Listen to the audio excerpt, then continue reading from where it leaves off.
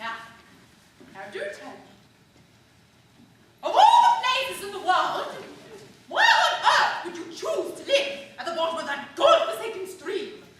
To be near my son, Strephon. Your son? I did not know your son. He was born soon after I left my husband by a royal command. He doesn't even know of his father's existence. How old is he? 24. 24? No one to look at you would think you had a son of 24. But why? That's one of the advantages of being immortal. We never grow old. Is he pretty? He's extremely pretty. Oh. But he's inclined to be rather camp.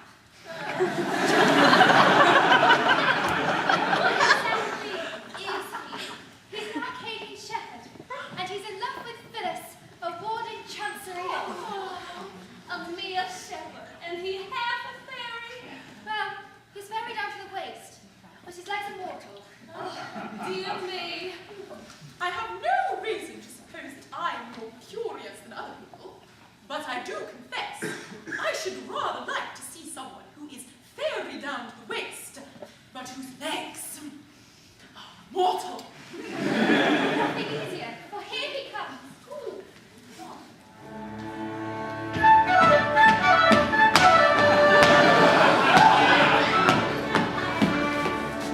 Good morrow, good mother. Good mother, good morrow. By some means or other, pray banish your sorrow.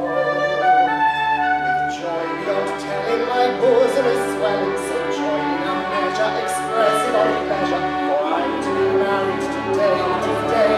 Yes, I'm to be married today. Yes, he's to be married today, today. Yes, he's to be married today.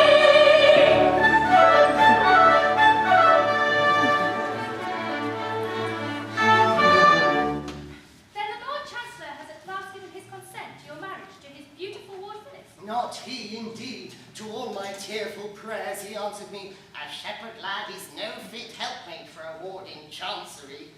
I stood there in court and sang him songs of Arcady, with flageolet accompaniment. I'd never even heard of a flageolet. In vain. At first he seemed amused, so did the bar, but quickly tiring of my song and pipe, he bade me get out. A servile usher led me, still singing, into Chancery Lane. I'll go no more. I'll marry her today and brave the upshot, be what it may. Thank you. But, please. Rejoice with me, Strephon, for my queen has pardoned me. Pardon you, this is good news indeed, mother. And these lovely ladies are my beloved sisters. Your sisters, then they're my aunts. A pleasant piece of news for your bride on her wedding day. My bride knows nothing of my fairyhood. I dare not tell her, lest it frighten her. She thinks me mortal and prefers it so. Your fairyhood doesn't seem to have done you much good. Much good? Much good? It's the curse of my very existence! What's the use of being half a fairy? My upper half can creep through a keyhole, but what good is that when my legs are left kicking behind? I can turn invisible down to the waist. What good is that when my legs remain exposed to view? My brain is a fairy brain, but my legs are a pair of gibbering idiots. My upper half is immortal, but my lower half grows older every day, and someday or other must die of old age. What's to become of my upper half when I've buried my lower half? Pity. I do see your difficulty. Yet, with a fairy brain, you should seek an intellectual sphere of action. Now, let me think.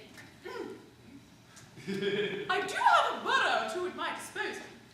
Would you like to go into Parliament? A fairy member? How delightful. I fear I should do no good there. You see, down to the waist my brain keeps me sensibly liberal, but my legs are staunchly conservative. And they've got a 2-to-1 majority.